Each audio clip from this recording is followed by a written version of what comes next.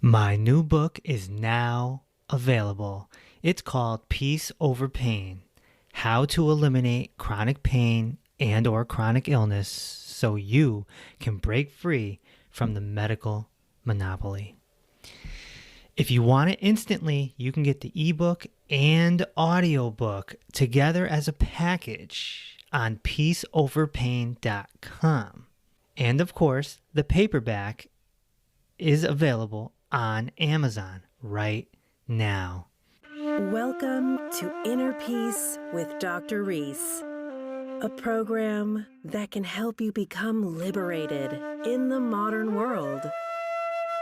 Now, here's your host, Dr. Kevin W. Reese. Can you heal from the past? Welcome to episode number 141. Today, I'm sitting down with Pauline Nguyen. She's a best-selling author, award-winning businesswoman, and survivor of a refugee camp. So before we begin, sit down and relax and take in this valuable and important recording. Let's begin. Pauline, welcome to the podcast. Kevin, hello. It is my joy to be here. Thank you for having me. So, my understanding of your story is you were in a refugee camp when you were young, right? Yes.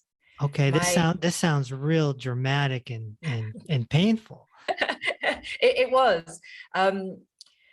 My father built a boat and smuggled our family out just after the Vietnam War. He was determined that if we died, we would all die together because anything would be better than him getting caught and also getting brainwashed, right? It wasn't only that they took our freedom, they wanted to take our thoughts as well. How old were you at the time? I was 3 years old at the time. My brother Lewis was 2. We spent 9 days out at sea. We were the lucky ones. What do I mean by that? Because my father made the decision very early on, before the multiple waves of Vietnamese wanting to escape the shores. And so we escaped before the pirates caught wind of the bounty that would be at sea. And a lot of our fellow countrymen and women had a more horrific experience than we did, being marauded by the pirates again and again and again until there was nothing left to take. So there's a whole lot of trauma that comes from this wave of people who escaped and ended up being refugees. So armed with only a rudimentary map and a compass to guide him, my father steered our vessel out into the South China Sea. And we spent 9 days out at sea and ended up in Thailand, where we spent a year in the refugee camp. And that is where my brother Luke was born. He was born in a lean-to tent. So after a year in 1978 is when Australia accepted us. And when we came to Australia, I was 4 when we arrived. My brother Lewis was 3 when we arrived to Australia, and Luke was a newborn. So your mother was pregnant through the whole thing. My mother was pregnant through the whole thing. Oh my gosh, this is like a movie. So, I have been asked to make it a movie multiple times. But did the memory stick? Did it create a PTSD in you? You know what? I have flashbacks because memory commences at around 4 or 5, right? So I have flashbacks, and I have those flashbacks confirmed by my parents. I had flashbacks of this uh, blue fabric, or almost like a denim color blue. And so when I asked my parents what was that color, and they'd explained that in the refugee camp, when my brother Luke was born, my brother Lewis and I would go around to the people in the refugee camp and ask for their towels, their bath towels. And we all had uniform colored bath towels, which were this denim blue color. And we asked for the bath towels so that we could cut them out and make them into nappies for Luke. Wow. And other flashbacks are of smells and of food, and for me, particularly colors and smells. Yeah, because our subconscious mind has the ability to just hold on to so much. And some people would even say past lives as well. It's all there. So you could be, and maybe you've experienced this, you just tell me if you have, but somewhere later in life, whether you were 17 or 37 or whatever it is, something could be triggered and an emotion could come up and you might not even know what it is. Yeah, look, it's I've done so much work, past life work, healing work, because I witnessed it from a very young age, having it happen to my father so much. He suffered terribly from PTSD as a result of being in the war, and then having a rather difficult time in the refugee camp, and then coming to Australia with nothing, right? Nothing. So when we came to Australia, my mother was sick with tuberculosis. He had 2 young children as well as a newborn. So anger, rage, frustration became his best friends for many, many years. And he had nowhere to dump his anger except on my mother, and then soon on us kids as well. So growing up, it would be safe to say that from my point of view and from my brother's point of view, the refugee camp and the escape on a boat was nothing compared to the violence that my father inflicted on us. And so then the question comes up, is it his fault? Or is he just a product of programming from a very, very traumatic incident? Yeah, well, his father was violent and his father's father was violent. So it was a strong belief at the time. This is how we raise our children. We raise our children with violence. But then coming to a new country, man, he was determined that the sacrifices he and my mother made would be honored. They would be honored, right? And so he didn't know any better. How can we keep our children on the straight and narrow? How can we prevent our children from going off the rails, from becoming drug addicts, from becoming criminals? So the only way they knew how was to keep us trapped and imprisoned. And that's how life was growing up. We weren't allowed to go anywhere. We got regular beatings, and we had to get good grades as well, because that was the paradigm, right? We will escape the country, bring you into a new country, and you will succeed, so that our sacrifices are honored. And there was so much pressure on us. We were very entrepreneurial at a young age. Why? Because my father forced us to work. I started working when I was 7. My brother Lewis started working when he was 6, and my brother Luke started working when he was 3. My father opened this is after several years getting on his feet. And then we moved to the outer western suburbs of Cabramatta. He chose Cabramatta for its strong sense of community. He understood that a lot of his fellow men and women made a life for themselves there because of their unconditional dedication to making it work. So he found a prime location in the heart of Cabramatta's bustling commercial district, and he opened Cabramatta's very first video library, because it was post-war. So all the famous movies at the time were Born on the 4th of July, Full Metal Jacket, Good Morning Vietnam. So the video library did really well. He also opened Cabramatta's very first ice cream parlor. We were forced to make the ice cream, so I know it was damn good. It was fresh fruit ice cream. We also opened our very first restaurant, as well as a cafe. He was Cabramatta's very first barista. We made exceptional espresso coffee. And he also had a driving school on the side, and us kids provided the child labor. So I learned to work at a very young age. So if you can imagine, growing up was work, work, work. He instilled into us a ferocious work ethic, as well as we had to get good grades as well. Otherwise, a firm beating was ensured. And so he made sure that we all grew up with a very firm work ethic, ferocious work ethic to be exact. The point about my father, it was when I understood that trauma, unhealed and unresolved, gets passed down the generations, right? And so if I were to say, is it my father's fault? I would say at that time, that was the lens through which I saw it all. But now I know better. And also when I was wanting to have a child of my own, I was determined that the cycle end with me.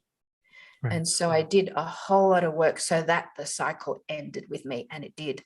And from myself, if we were to talk about timelines and past lives, look, I've done so much of that work to heal the present so that I heal the past, so that I heal the future. And my father has absolutely made amends and resolved. So I'm not very good at forgiveness. Forgiving is to forgive before someone has righted their wrongs. I do absolutely practice forgiving the event, forgiving the past, forgiving that it happened, forgiving how I showed up. But I'm certainly not good at forgiving people unless they have righted their wrongs. And my father has definitely done that during this time. That's good to hear. Yeah. That's what life's about. Mm. It's about going down the wrong path and being like, oh, wrong way, and going the other way. And, that's kind of what we're here for in a way.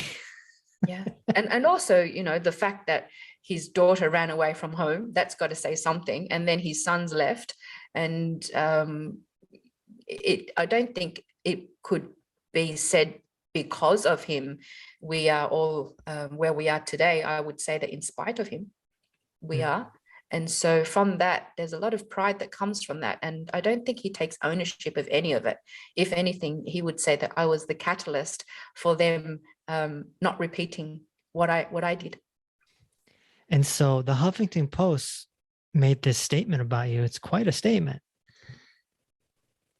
How do you stay grounded? Well, I believe that I have to give you, to answer that question, I have to give you my definition of spirituality. Why it is the spiritual entrepreneur and not the spiritual hippie. We have to understand that the spirituality I teach is about how do we influence this instrument of consciousness, our physical body, our mind, our heart, our health, our spirit. How do we influence this instrument of consciousness so that we remain in spirit, so that we remain inspired? That's what my spirituality is all about. When we're now talking about frequency and vibration and electromagnetic signatures to attract the people into our orbit to help us to get to where we want to go faster. The spirituality I teach is not about tarot cards and crystal balls and palm reading. There are plenty of people who already do that. I'm not one of those people. And so how do I stay grounded is to keep it really fucking real, right? To get spirituality out of the clouds and back into our bodies where it belongs. And so we have to take really great focus and attention on our nervous system. what are the ways to stay grounded? The first is the breath. To access nature's medicine, to be the observer of our thoughts and our behaviors. You know, most people allow their emotions to fuel their behaviors. The spiritual entrepreneur practices the behaviors to influence their emotions. And so there's so many tools in order to stay grounded, but it's also to keep it real. And so when we continue to do the work to keep it real, to really understand who we are, and who we are is not who we are, right? It's who we take ourselves to be, because we can always redesign and reinvent, and it takes no effort. Actually, let me say this. It takes less effort. It is effortless. It's not no effort, it's effortless when we are living our true self. It's only when we are living a lie. That's when we get tired and we age more, or when we're living someone else's dream. And so to stay absolutely grounded is to get to the truth of it, to get to the truth of ourselves. And then the niceness of being spiritual just comes, right? It just comes because we're not trying too hard. It's effortless. Right. Yeah, you know, observing our thoughts and our emotions is probably the key to the whole thing. Because if we're not, we get caught up in them. Or even more so, the meta on the meta is observing our reaction to the response. How did we react to that response? Right. And then from that is the response of the reaction of the response. And so it's not just watching what came up for us, is how we responded with that expression. A lot of people don't put two and two together, that response is the root word of responsibility. Yeah, and being responsible, right? Yeah. How can you be responsible if you're constantly in reaction mode, reaction mode? Right. And so it's that it's the constant practice, and spirituality is very much about constant, because mastery is constant. You know, I definitely learned the idea or the concept of mastery growing up in my parents' businesses. They were constantly tweaking recipes, constantly, you know, making it better. How can we get it better when they thought it was already good? Okay, yeah. How can we make it even better than that? And so that's very much how we live our lives, just that constant state of how can we be a better version of the greatest vision we hold of ourselves. Right. So you say that the experience of the refugee camp, that whole dramatic experience, you refer to it as training. Yeah. Please explain. We all have a choice. We all have a choice. Most people choose to hold on to an event that happened. So here are my choices. My choices are to use that to say, this is what happened to me. This is why I'm angry. This is why I was brought up this way. This is why I'm mean-spirited. I was brought up like that. This is what I went through. Do you not understand my trauma? This is now why I'm diseased and diseased. Or I can choose to say, that was my training. And this is why I am the way I am now. And this is how I can also teach others how to overcome.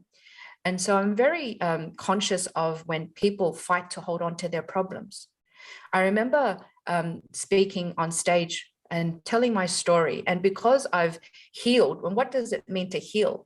To heal is to have the opposite experience of. So I can tell you the things that happened in my childhood without being triggered anymore. Right. And there's so no contraction. Yeah, it's healed. Yeah, there is no trigger. So when there is a trigger, it means we still need to heal it. And so when I can tell these stories, or it's the opposite of, I was sad, I'm no longer sad.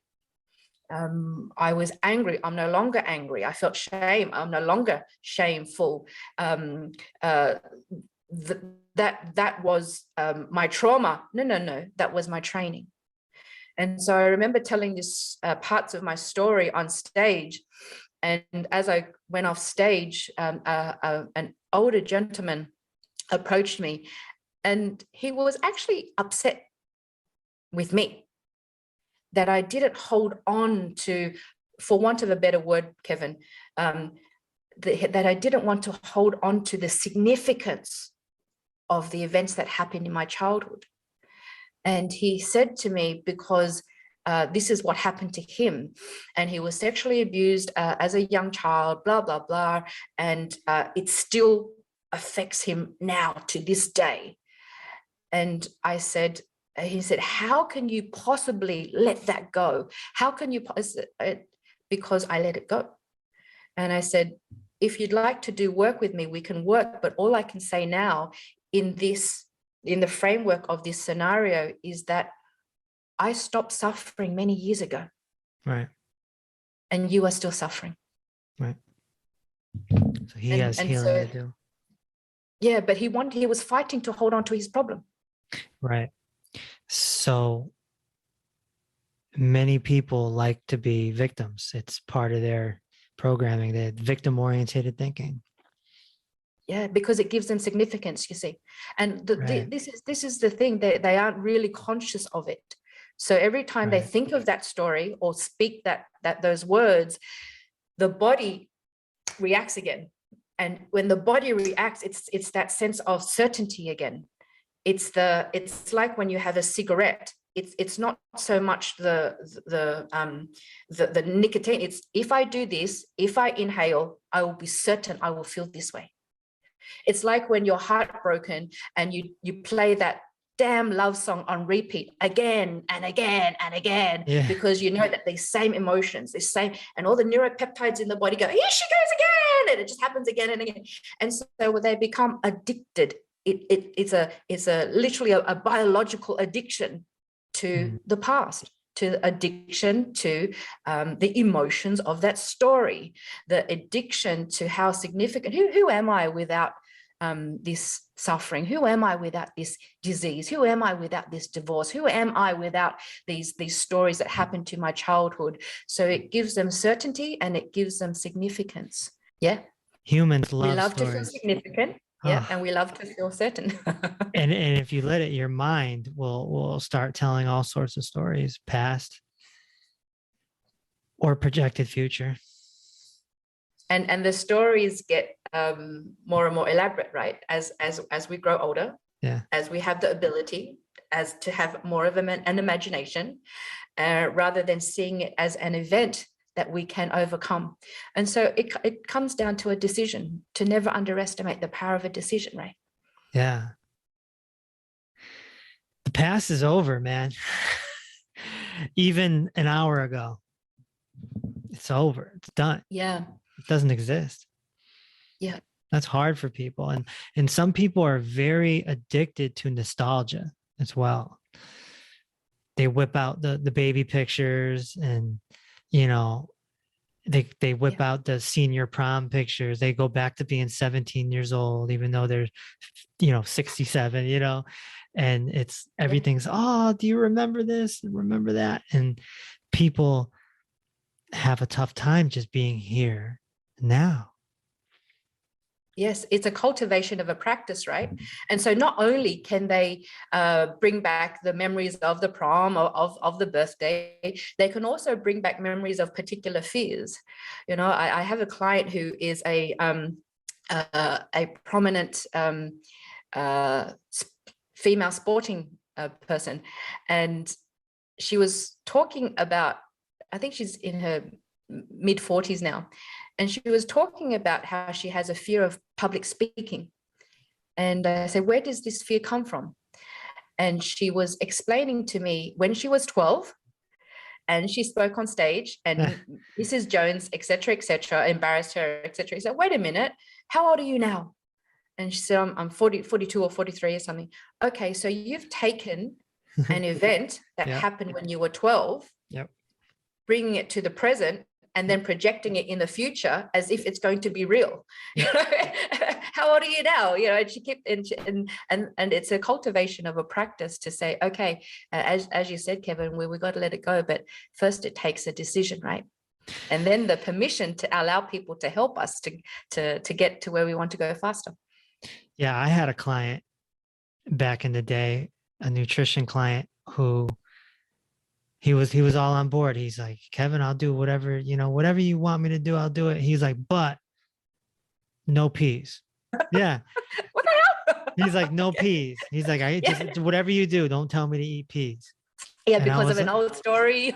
he said something happened at the dinner table when I was a kid, and I don't want to talk about it, but I won't eat peas. Yeah. So it's yeah, same sort of thing. And then you got people who are scared of dogs because they got bit when they were 5, or they're scared of bees because they got stung when they were 6, and they carry that their whole life. Yeah. That's their choice. That's a choice. That's their choice. They think they don't have a choice, but they do actually have a choice. They do. There are things that you can do to overcome that, should you need to overcome it. But whenever he says, I'll do anything except for peas, or I'm afraid of dogs, there's a certainty. Yep, got it. And there's a significance when they do say it, right? Yeah. Yeah, it's not easy. That's why you can't do it yourself unless you do it yourself. And so, in a framework is to first decide. After you decide is then to, when you hold on to your stories, it becomes your personality, your identity, and then it becomes your personality, right? But a big piece is, the second piece is permission. The permission to then allow, I don't like to use the word experts too much, but to allow those who know what they're doing, those who have walked the walk, those who are walking the talk, to allow them to assist us to heal, because we're not talking about, and especially after, the events of the last 2 years of COVID, it's not about PTSD anymore. It's not about post-traumatic stress anymore. It's about post-traumatic healing and post-traumatic growth. How are we going to heal and grow from here? And this is what transformation really is, right? And then it takes courage, man. You say it's hard. It is hard because it takes courage to do what it takes. It takes courage to stand up to the people who say you're crazy. What are you doing? It all takes courage. And then, of course, persistence. You got to continue to do the work. Persistence, and of course resolve. We're heading into the new year now, with plenty of New Year's resolutions going around. The definition of resolution is to be resolute, right? To be determined and resolute to get it done no matter what. And so there is a process, and it can be achieved faster with the right assistance. Yeah. And we have so many belief systems, right? So how would you re-engineer those belief systems? First of all, I think to understand, again, to actually say, are these beliefs actually mine? They're not, because no one said, hey, Pauline, I know that my parents didn't say it. Hey, Pauline, do you mind if I dump my beliefs on you? My teachers never asked my permission to do that, nor did my parents. And so we just get given the beliefs that we get given. The unfortunate thing is there are so many people who will fight for those beliefs without even questioning them. Some people fight until the death, right? And so for myself to reverse engineer it is to say, is it working for me? Does it make my heart sing when I think of this? Do I contract or do I expand? And to get into the habit of saying, not my belief is, but my current belief is. My current belief is, can my current belief be expanded? Is it working for me? Does it make my heart sing? And so we have to be able to be open to the possibility. Some people aren't even open to the possibility because they are so firm in their belief. But then that also comes down to what stage of development we're at as human beings, right? Yeah, that's a whole other layer. Yeah. because somebody may not be ready at, say, 25, but maybe they'll be ready at 55. Or somebody might not be ready in this whole lifetime, but maybe they will I in don't think two yeah, lifetimes. but it's not just about age, right? It's about whether or not you do the work, the developmental work, because we all have stages of development, and then of course spiritual development as well.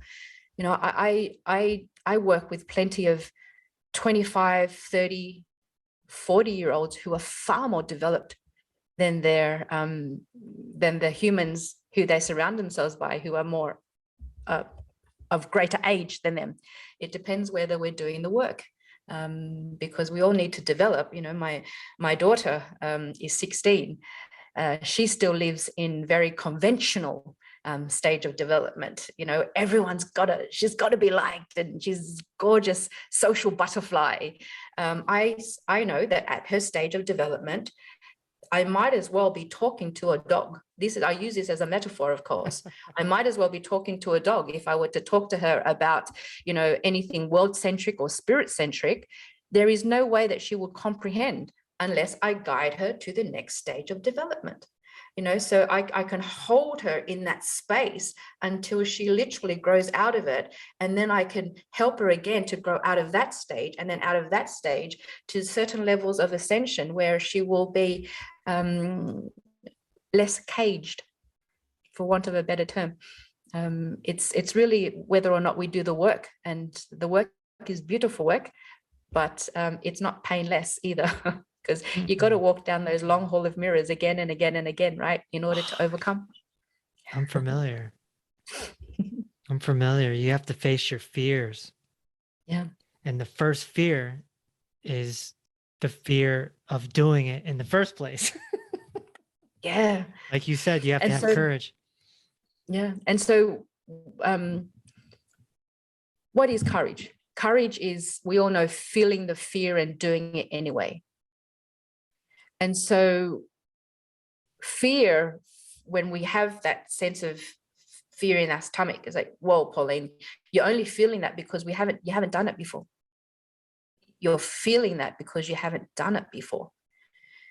And so what is confidence, or what is lack of confidence? Lack of confidence is when we don't have the knowledge. What is courage? Yes, courage is feeling the fear and doing it anyway, but courage is also simply taking action, just taking action. But then we don't have the confidence to take action because we don't have the knowledge. And so that feeling we have in our stomach will go away when we acquire the knowledge. Get ready to learn. Once you've learned, get ready to act. And so you've overcome the sense of lack of confidence, as well as you've overcome the lack of courage, because now you're super knowledgeable and you're willing to act. And the more we act on that feeling will go away, right? That those butterflies in our stomach. So there's stages that we can practice. It's a cultivation of a practice, rather than staying in the one spot saying, I'm fearful of this, I cannot do this, confidence or courage, it's not a destination, it's a callus, right? You keep on working at it until that callus builds, and then you're confident. So be prepared to act and be prepared to learn. Absolutely. Now our minds are kind of like computers in a way. If that's the case, can people hack us? I believe we are constantly being hacked. We are constantly being hacked by Facebook, Instagram, the government, religion. We're always being hacked, unless we learn to know ourselves so deeply that we cannot be hacked. When we have created for ourselves really firm values, and I'm not talking about the values you look at on a wall when you go into someone's office, what are the integrity and honesty and all those E's, and then you turn around and ask a staff member, do you know what your values companies, they go, no, we have no idea what that means. When I talk about values, I'm talking about for example, I will only collaborate with those who are pushing forward humanity in some way. I will only collaborate with those who are at the top of their game. I will only collaborate with those who are fun to be with and we can laugh and not be so serious. And so by giving those 3 examples, if they are my values to work with someone and collaborate with someone, then I cancel out all those who are talking shit. I cancel out all those who are just plain boring, or who are not at the top of their game. That's what I mean by having those sorts of values in whatever stage of your life. And so when we have those to fall back on, we can't be hacked. To understand yourself so deeply, to be relentless in the pursuit of self-truth. So we're not going to go to self-sabotage. That won't work for me. I have a policy that I only hang around with people who are pushing forward humanity. I'm using those as examples. When we have a whole list of values, not mainstream bullshit values, but values, our own values, this is the conditions to which I will do this, then we can't be hacked if we are firm on who we are and our truth. Unless you're aware that you're being hacked.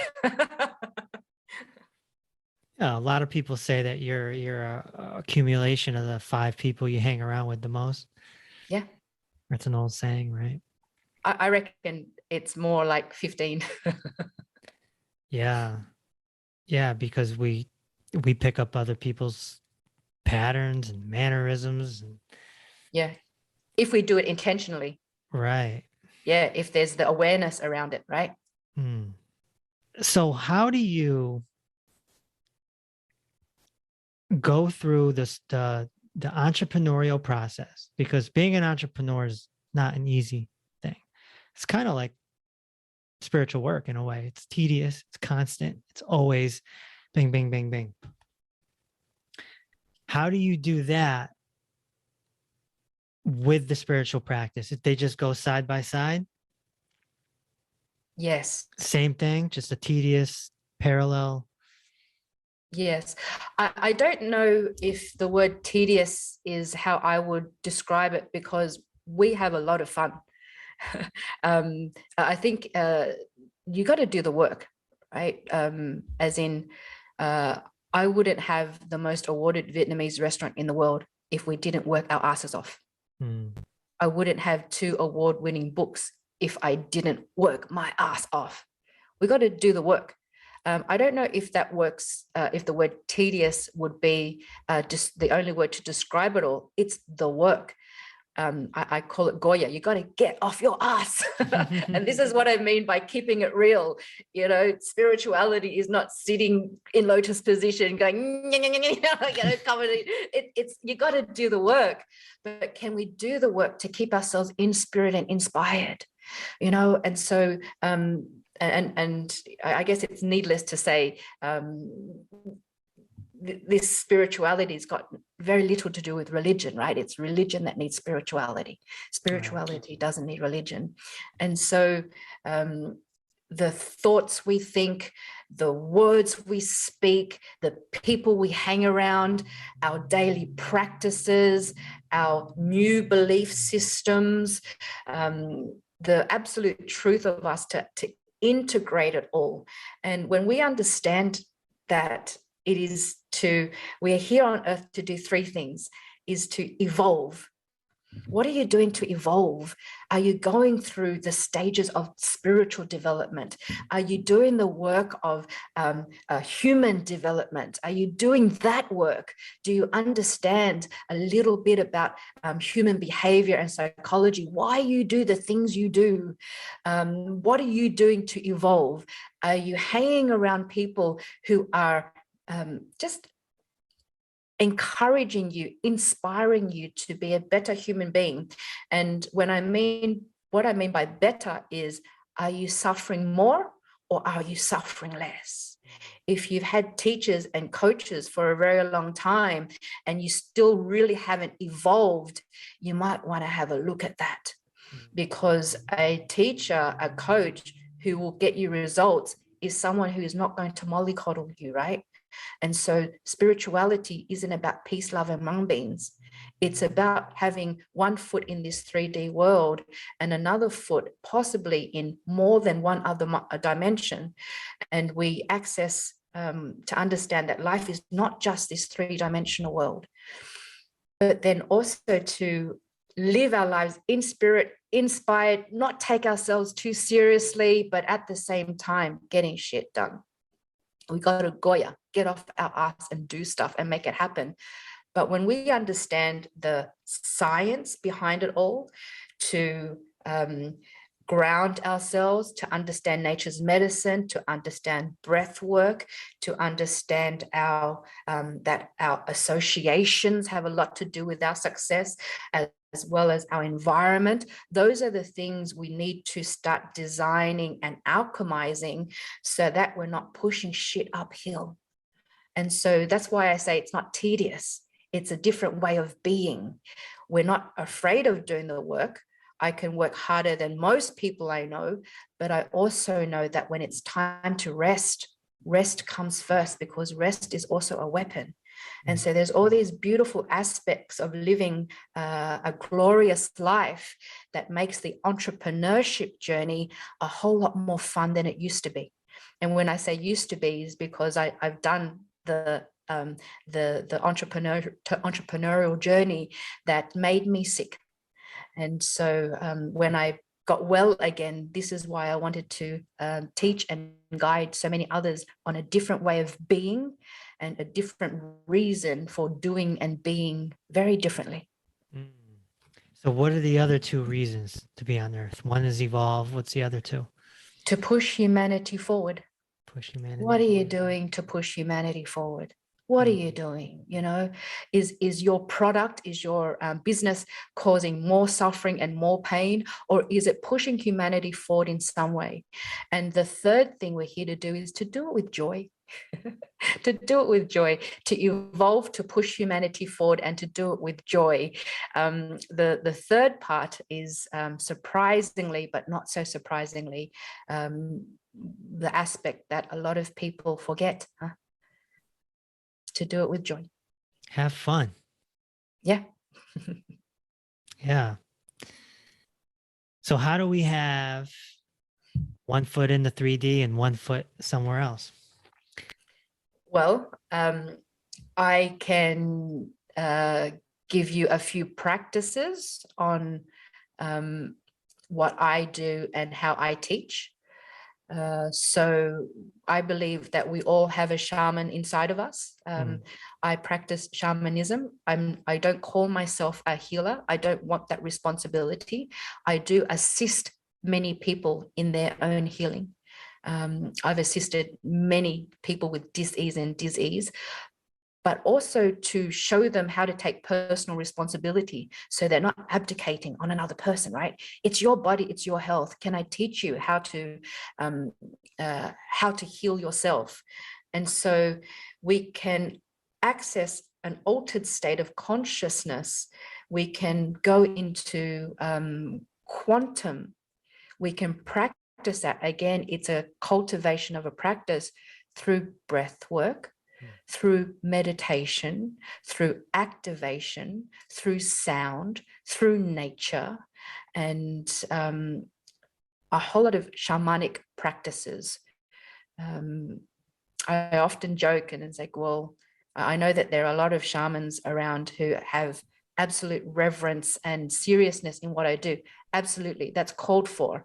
But at the same time, if you love nature, if you love sound, if you are affected by nature and affected by sound, then we all can practice shamanic practices, because what it does is it raises vibration, it raises frequency, and to never underestimate the power of nature's medicine.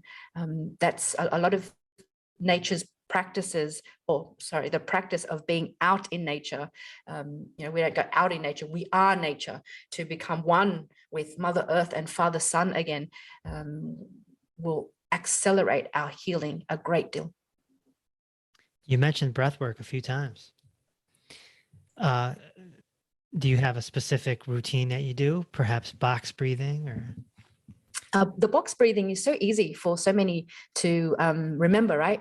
It's so easy. And for the listeners, I encourage you to do that regularly. I have created a breath sequence of my own that I teach my students. I call it the samurai breath. And it's it is learnt in stages. So we're also releasing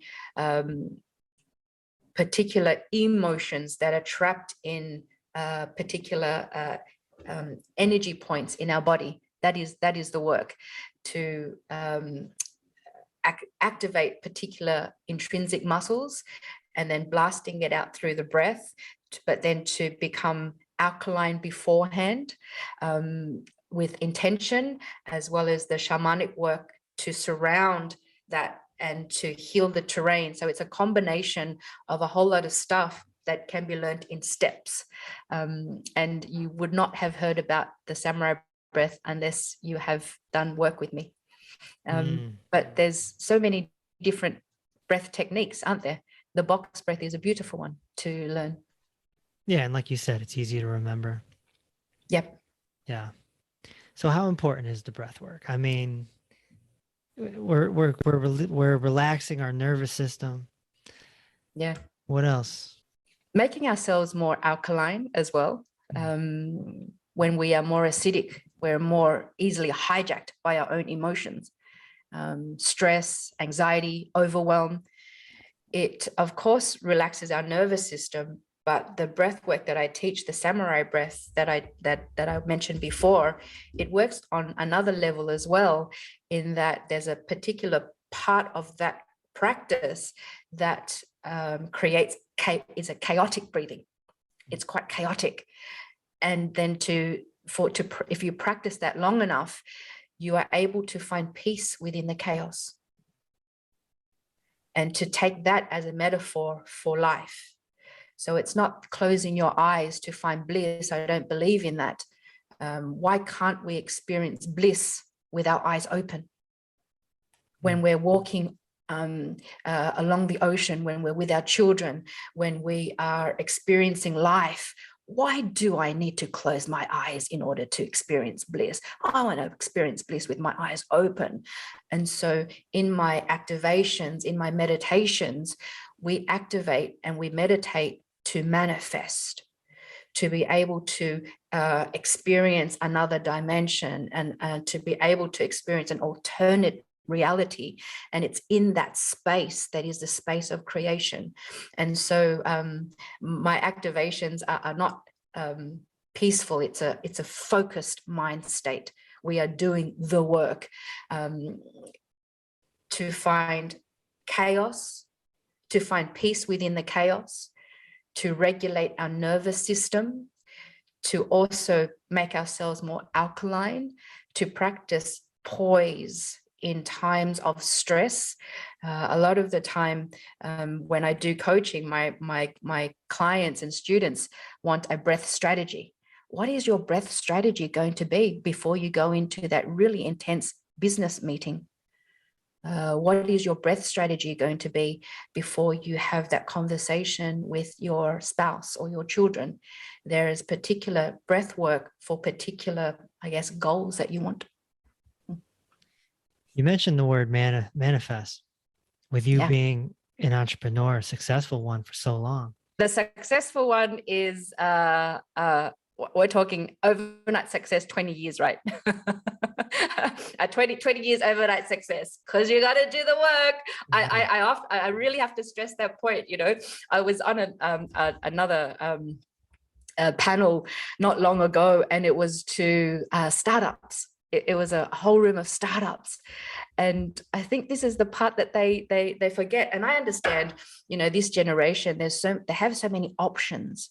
They want so many they have so many options, which is great. We all want options, but it doesn't mean anything unless you have had persistence and grit to have done the work. This is how you can truly back yourself. And so, what is grit? Grit is the passion and perseverance, for long-term goals. It's not just that weak goal. It's wanting and be willing, because the end goal is something that's going to make your heart sing, is willing to cry, bleed, sweat for it, not just for weeks or months, but often years. That's what grit is. And so it is an overnight 20-year success. I've been doing this for a long time. How long did it take for the restaurant to get to a successful status? Look, we have experienced a multitude of economic downturns. We won awards very early in the game, but we're still around 20 years later. We're still around after the COVID lockdowns, and in what is a very fickle, challenging, and competitive industry. But to the point I was saying earlier, Kevin, I was on this panel with startups, and they said, how do I build my database? You guys have a database of 30,000 people, which is kind of unheard of for a restaurant. How do you build it? And I said, you build it because you build it. You build it. It takes a long time, unless you're going to buy fake followers. But geez, how's that going to work out for you? But you got to start somewhere. And one of the boys, and I'll call him a boy, he said, "Oh, it's all right for you. You have a database of 30,000. It's all right for you. You've done it." I said, "What do you mean, mate? What do you mean? Do you think this was handed to me?" Well, you have to do the work. Goya. You have to not be afraid to do the work. You got to get off your ass and do it. And so there's this disconnect, right? There's this disconnect. They think it's easy. And I get to work. I get to speak on the international stage. I belong to Ode Management, who represent the top 15 non-celebrity speakers in the world. And, life is exhilarating and it's fun now that borders are open, traveling everywhere to speak. Was like, but I had to work really hard to get here. It wasn't just handed to me. Do you know how hard I've worked? You got to do the work. If you don't put in the work, you don't get the pay. Right. Do you do any manifestation techniques, law of attraction type stuff? I absolutely do. It's part of the breath sequence that I teach, so that we are aligning our energy centers and through to get to a particular stage in the breath work, so that we are recreating our electromagnetic signature. So if we are repelling or attracting. But as I said, there are stages. I teach it in my Spiritual Entrepreneur Accelerator course. But the stage is also to understand how frequency and vibration works. If you're living at the emotion of fear, shame, guilt, they are such low vibrations, low frequencies. And so the question then is, what do I need to do to feel the way I want to feel? What do I need to do to feel the way I want to feel? You asked me earlier how I stay grounded, but also how I can create my electromagnetic signature to magnetize and attract. One is breath work. Two is nature. And so I won't say that I do this every single day without fail. There are days that I don't do it if I've got early stuff going on. But as much as possible, my morning routine is I get up really early. I get up at 4:30, and it's that stage of charging my body with the elixir of the chemicals, the emotions that is going to raise my vibration. Joy, sensuality, gratitude. And so again, it's the practice of the first thoughts we think. Imagine if we wanted the things we already have. And so that's that getting up is feeling the sheets on my naked body. My God, they feel so sensuous. That's already charging. new elixirs into my body, and then rehearsing my behaviors. We don't visualize what's going to happen, because we don't know what's going to happen. But can you rehearse your behaviors? What's going to happen in your day? What breath strategy will I use? And then I go into prayer and meditation. And my prayer and meditation is, again, filling my body with the emotions as if the event has already happened. And so that's part of the work. And then I have a cold shower. I dry brush to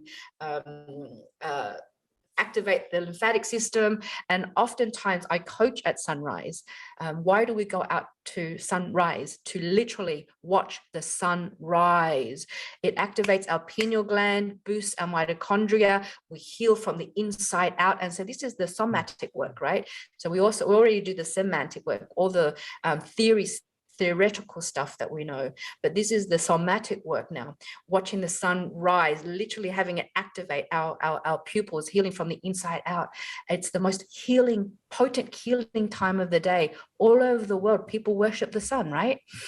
So that we can, it's the more we allow nature to heal, assist in our healing, the more we can regulate our nervous system and find the solutions to be closer to the solar, to be closer to the sun, right? And then it's the work that I do. Then I go into shamanic practices. We do the breath work, we set the intention, and then we jump in the ocean, salt water, nature's greatest Faraday cage. We ground ourselves to the earth. We hug a tree. We walk in on the sand. We walk barefoot on the grass. The formula: 15 minutes in nature every day reduces cancer, depression, anxiety, a whole lot of other diseases by 50%, as well as increasing connection, imagination, collaboration, creation. And so you're going to want to do as many things out in nature as possible. Getting the beautiful sun on your skin to build up your solar callus so that you're not sick in the winter. And so I do all these things. Why? So that I'm raising my vibration. I'm raising my frequency. If my body is the instrument of consciousness, this is a fundamental part of manifesting. And what does it mean to manifest? It doesn't mean to close your eyes and go, I wish I had this, I wish I had that. You can do that, but charging your body, what do I need to do to feel the way I want to feel? Because if you want that, but your body is still experiencing fear, guilt, shame, overwhelm, all that stuff, you are going to be farther away to the connection with the things that you want. And so you're going to want to, if this is all we have, if this is whether we magnetize or repel, you're going to want to work on this to be closer to the frequency of that which you want. And so at a most fundamental level, you got to do the work on this first. And then, of course, it's Goya. Get off your ass and do it so that you can get closer to what you want. Oh, I really, really want to be with that man. Okay, he's not going to knock on your door unless you already have charged yourself with the elixirs of those emotions. How would it feel if you had him? Now, what do you need to do? Do you need to get off your ass to get healthier, to get fitter, to hang around more inspiring people, to be more inspired? And then what is the first law of attraction? Get freaking attractive. Become attractive.